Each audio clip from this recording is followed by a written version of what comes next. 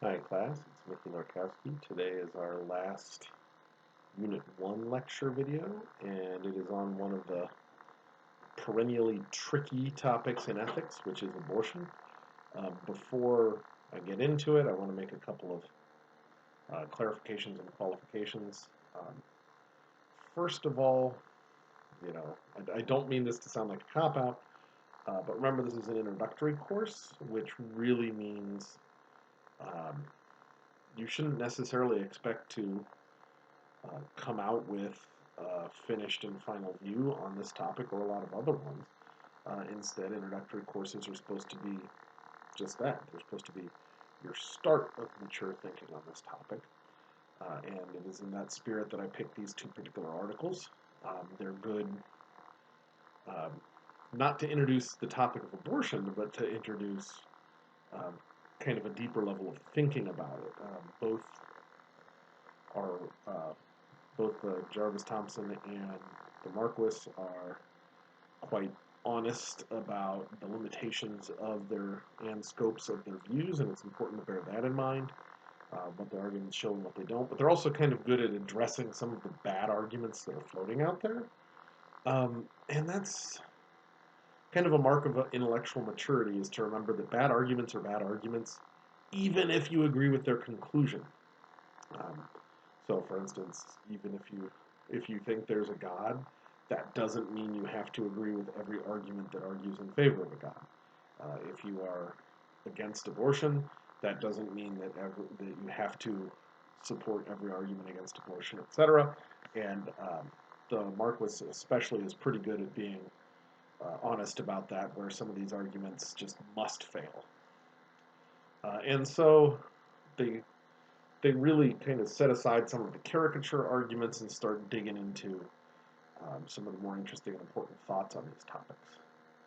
Also, from a strictly scientific standpoint, well, I guess scientific and research standpoint, notice they're a little older, maybe even a little dated, but they're important articles. And but some of the arguments they use are not, or arguments they refute, I should say, are not as popular anymore. So, for instance, notice that Jarvis Thomson's article came out in 1971, and during that time, it was very common to say, well, it's okay if a woman wants to give herself an abortion, but the medical professional should not do so, right? And that's just an utterly unfamiliar line of reasoning by today's standards. Um, Now, if all of the lines of reasoning in these articles were like that, we of course wouldn't use them. But instead, these are really the Jarvis Thomson article, especially, is really one where we start to see the conversation moving towards uh, some of the really interesting philosophical stuff rather than shouting matches, and it's a very important article for that reason. But you still see some of the language and stuff that we don't use much today. For instance, I always encourage everyone to avoid the language of pro-life and pro-choice. Both of those are represent what critical thinking texts call framing language. By calling yourself pro-life, you're implicitly labeling anyone who disagrees with you as anti-life. That's cheating. We don't do cheating. Uh, Very similarly, if you say pro-choice, you're implicitly labeling anyone else who disagrees with you similarly. So, uh, if your view is right, then you shouldn't need cheap tricks to establish it, and so we always consider arguments on their merits. And just more generally, please, please, please be both mature and respectful on the discussion boards. I know that some people are very passionate about this topic, and I just want to urge caution. Don't say anything that you wouldn't say, you know, to your parents in person, kind of thing, is a good guideline. But um, most generally, and this is what I cannot emphasize enough, is to remember intellectual humility. This is a hard issue. This is a really hard issue ethically. As someone who's taught ethics for years and years, this is a hard issue. And pretending it's an easy issue, you're just about guaranteed to be in the wrong. So thinking someone is a complete moron for having a view that's different than yours, um, that's a very good indicator that you're the one with the issue because these are hard. This is a really tough issue. And looking at good articles on both sides is part of how we recognize the difficulties here and really start thinking about it instead of just falling into battle lines or stereotypes or caricatures. It's time for some honest, developed, mature views. And so that's our goal. So, with all of that preamble, let's say a little more about the Jarvis Thomson article.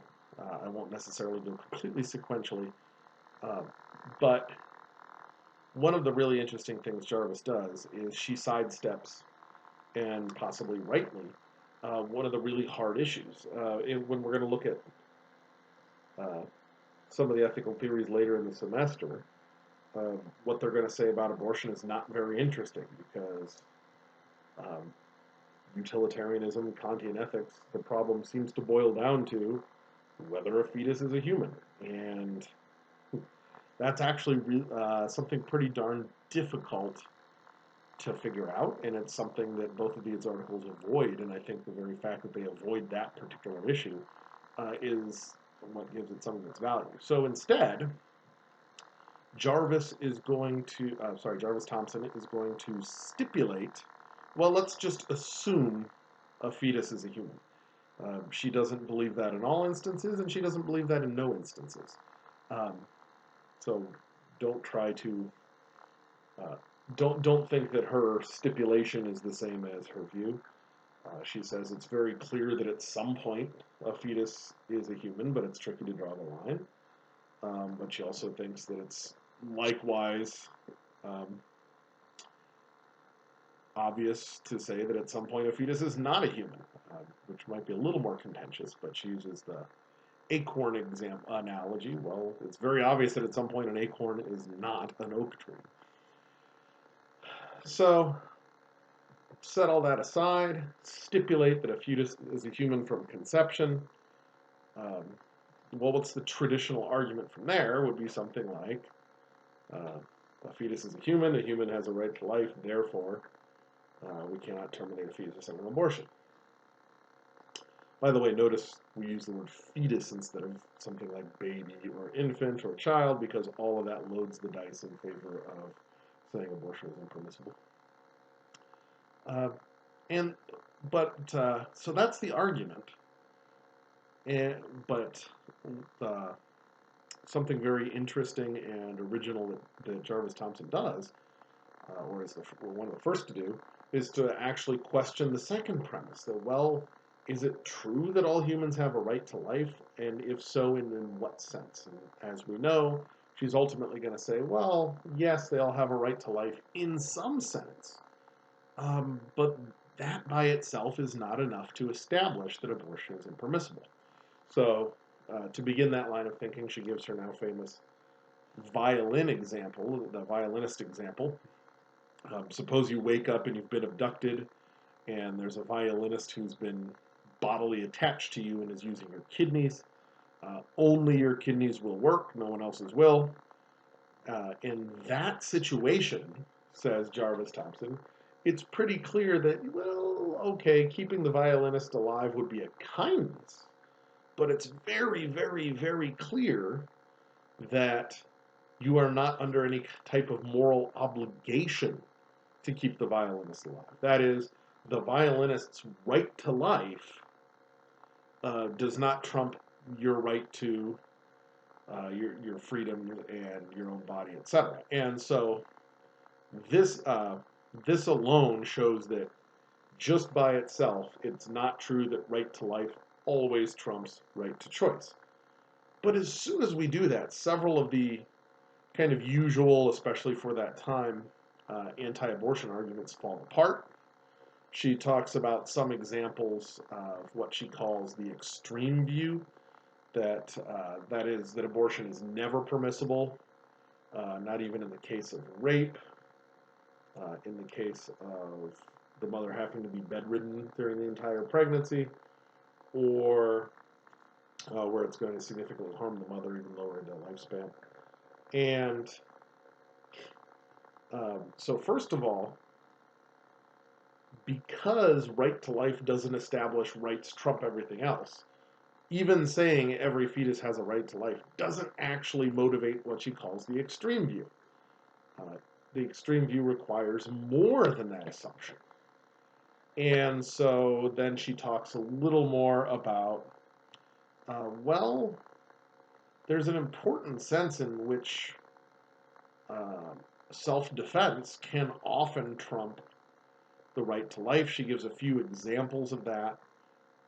But the significant payout of the examples is it's always two people, the threatened and the threatening. And when one's threatening and one is threatened, and both are innocent, there's not it's not clearly wrong to defend yourself in those cases. And so that alone is sufficient, she says, to disprove the extreme view. And let's pause there. She hasn't said that any abortion is like that. She said that these examples of that there are cases where you're allowed to defend yourself and your own rights in certain ways. Um, that's not enough to show that all abortions are permissible. But that is enough to dismiss the extreme view that says you can't get an abortion, even if rape, extreme health difficulties to the mother. So she takes herself to have uh, set aside the extreme view, and then in part three she turns to I hate to say the word normal abortions, but the more common ones, which are more ethically contentious. The one where you're more likely to have disagreement about whether it's permissible or not. So there's not rape, there's not extreme health concerns to the mother, etc. And she says, well, what about right to life in these cases? Just to show the article's a little older, she gives the Henry Fonda example that, well, if I die unless Henry Fonda flies from California and comes and rubs my hand, uh, well, it would be nice if Henry Fonda did so, but he's certainly not obligated to do so. And um, the general idea here is what she's driving at, and there's something very important about this, is that right to life does not entail right to others.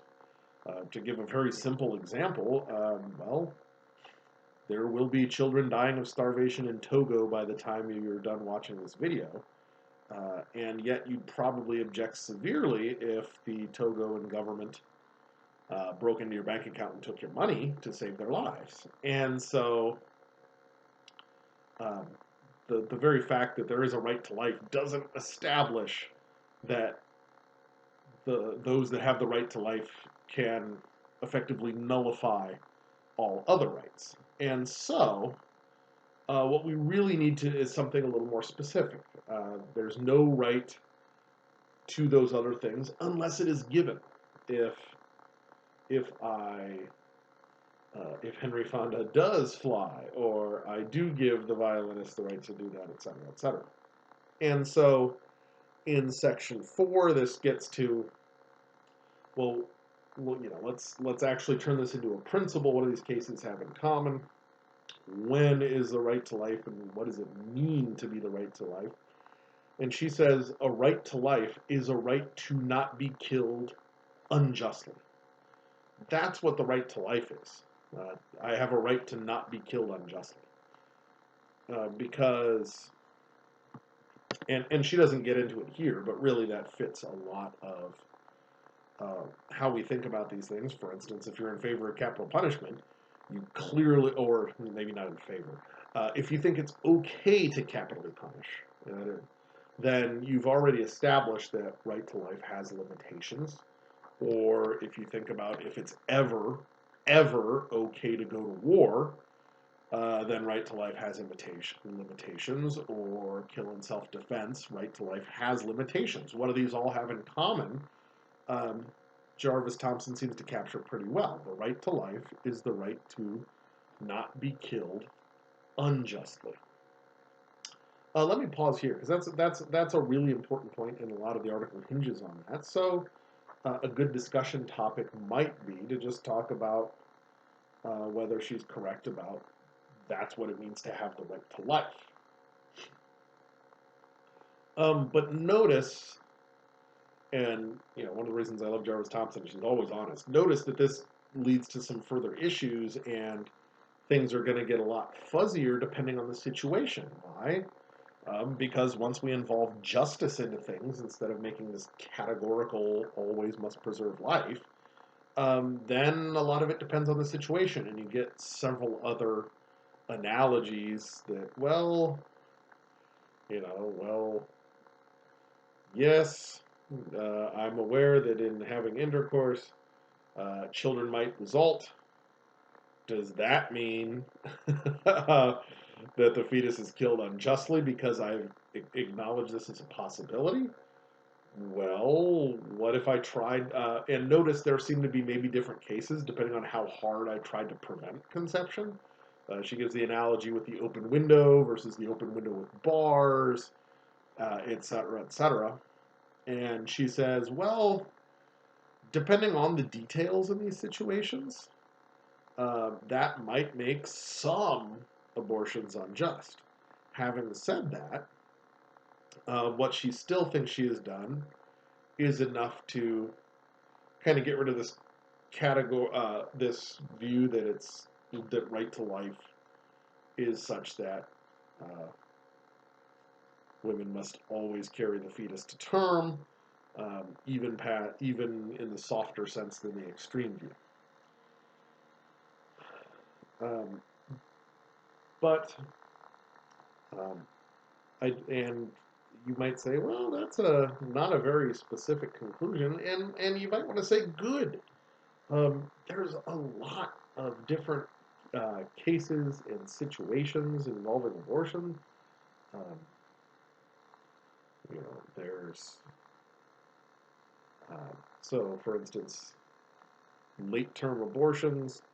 People make a very big deal about that morally, but those are actually the ones that are can't quite call involuntary, but those are almost always when an incredibly severe defect, health defect, or danger to the mother has been discovered. People who carry a fetus all the way to the third trimester are usually committed to having it. So those are examples we already mentioned. Rape cases, extreme health concerns, or shortening of the lifespan of the mother. There's certain fatal or nearly fatal disorders that a fetus could have that might be discovered. And so those are just health ones. But then we might also add things like, well, there was a father in the picture and now there's not, or the mother is almost certain that they won't be able to afford a child, or there's thousands of different scenarios you could run to, and if we're talking about a really, sorry, 1-3, not 1-2, if we're really talking about a philosophically nuanced view, it would probably be surprising if you found one verdict for all cases. That would be pretty strange. And so Jarvis Thomson has this soft conclusion. She points out it's soft in two ways. First of all, it does not establish that all abortions are permissible, as she says, but certainly a lot more than her opponents have been saying are entailed by right to life. But then, second of all, she pointed out that because of the way she argued, she needs to make kind of a distinction between a fetus and an unborn child, very similar to the Roe versus Wade distinction. Well, if a fetus is such that it can live outside the mother, then it's not dependent on the mother at that point, which means the violinist type examples don't apply, and so she doesn't think that just because it's still inside entails that it is dependent in that way, and the same moral considerations would apply. So that's the Jarvis Thomson. I will mention a few more topics at the end after we've talked about the Marquis as well. The Marquis article is it's I feel like it's a little more weakly argued, and I'm saying that as just about the caliber of the article, not anything about the conclusions or anything like that. Um, and so I feel like I should say a few more words about it, why it's really valuable. Uh, one one thing I like about the Marquis is it really points out a lot of approaches that and arguments that just don't work, and having someone who is in fact against abortion say this anti-abortion argument does not work is something that's pretty valuable. And I think that that degree of honesty there is good. I also think that um, Marquis is heading in a very interesting direction in terms of this type of potentiality, and it's a line of reasoning that is a lot more common nowadays. And so there's certainly value to it. It's relatively accessible without leaning on a lot of the heavy sciences too. So why do I point out then that it's not quite as well argued? Because I sometimes worry about my class perceptions. I try to stay very neutral in these kind of things. My job is to teach you how to think, not what to think. And I worry my students might be, in some sense, thinking I'm sending them a message somehow by giving two articles that maybe, the first one's just of a higher caliber than the second. But anyway, please don't think that. Notice he's going to start in some ways like Jarvis Thomson by making these important qualifications so as to not overstate their case. In this case, he's skipping ahead. He's setting aside what Jarvis Thomson called the extreme view and basically skipping ahead to her section 4. Well, sorry, section 3. Well, let's talk about these, just the typical abortions that are more morally contentious. These are the ones I have something to say about right now. I'm not making claims about these very different cases morally, like rape, health of the mother, severe birth defects, etc. So he then goes on to talk about a lot of failed arguments. I'm not going to go through all of those, but I'll say a few things. One, great point for introspection on the discussion board. Have you been enticed by one of these failed arguments before? If so, do you think that it is failed based on what Marquis says about it, or do you think that maybe he moves too fast or there's something to it? That's an interesting thing to talk about. Having said that, he uses a lot of logic talk that might not be obvious. He talks about syllogisms and major premises. So let me just, sorry for the little sidebar, I know it's a longer video, but a syllogism, quite simply, is an argument with two premises. Back in the day, Aristotle said that all argument can be done with syllogism, and so the language got very popular for a while. What's the major premise? It's the first premise given. It's usually of the all variety. So Aristotle gives a typical syllogism as all men are mortal, Socrates is a man, therefore Socrates is mortal. Notice in that case, the first premise, all men are mortal, is saying something much stronger. It's saying something about the whole class. Whereas the second premise just says Socrates. It makes a claim about one person. And so when Marquis is talking about the major premise and it being too broad, that's what he's talking about. So for instance, in the biological cases, well, a fetus must be human because it's biologically human. Well, tumor tissue is biologically human. My fingernail clippings in the trash can are biologically human.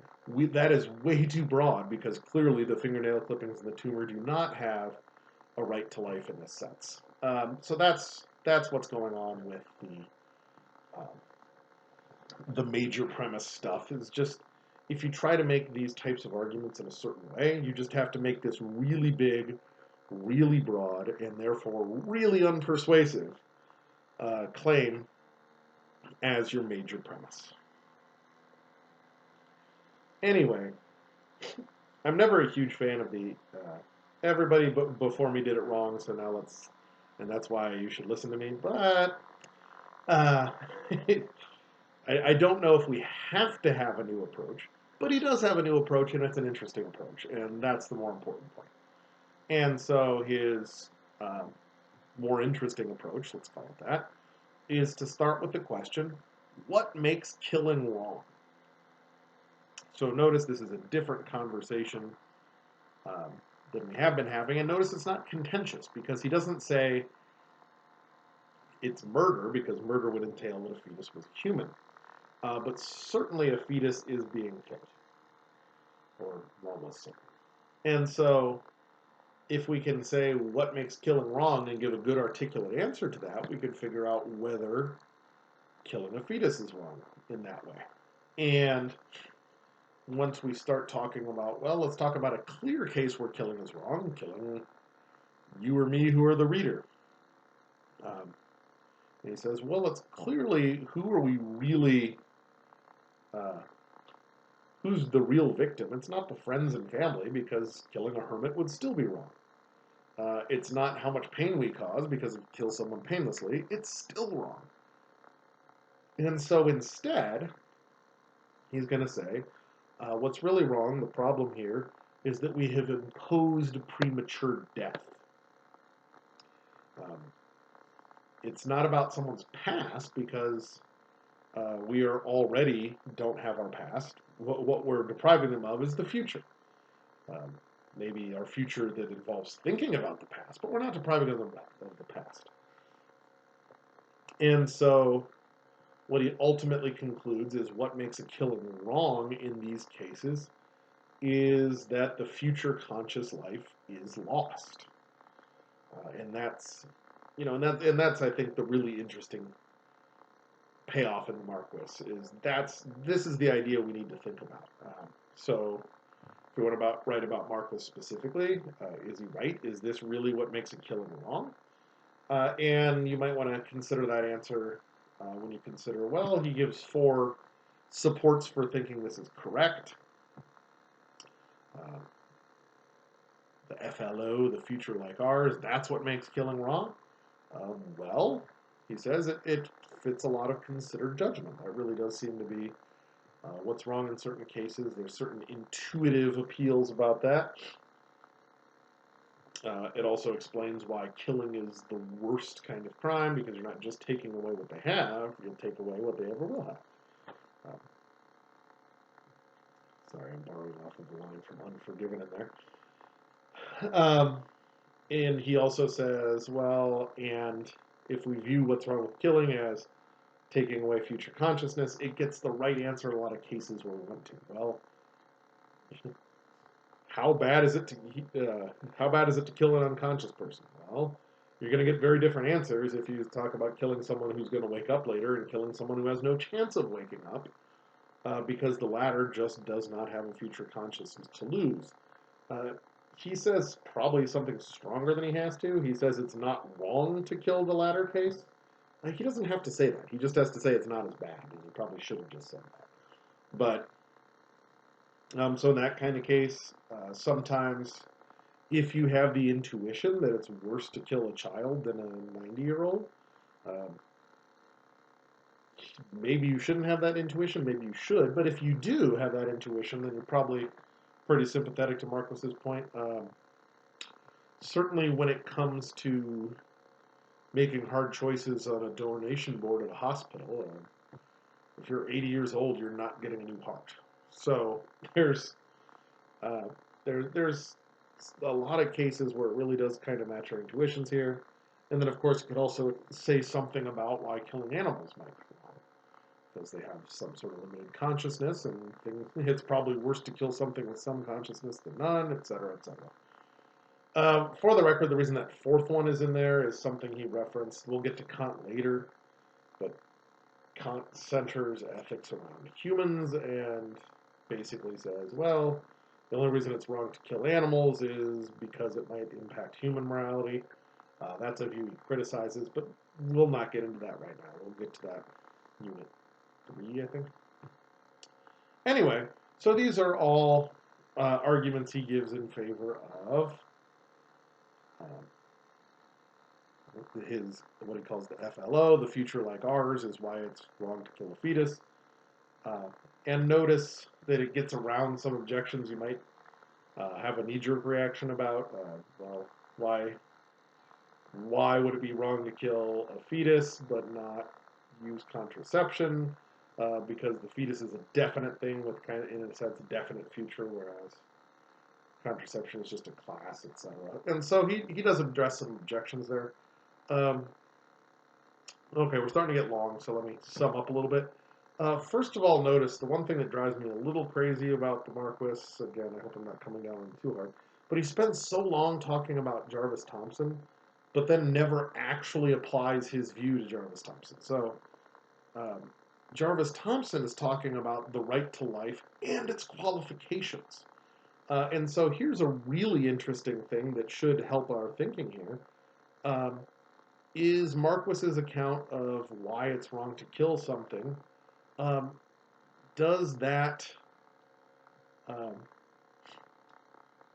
overcome Jarvis Thomson's issue, right? Because she says it's not a right to life; it's a right to not be killed unjustly. But Marquis sets aside any considerations of justice. Well, it seems like the violinist example is still going to cause problems for Marquis because, well, yes, the violinist is going to have a future like ours, but that doesn't entail that I am morally obligated um, to save him or to sit on his bed for 9 months or whatever.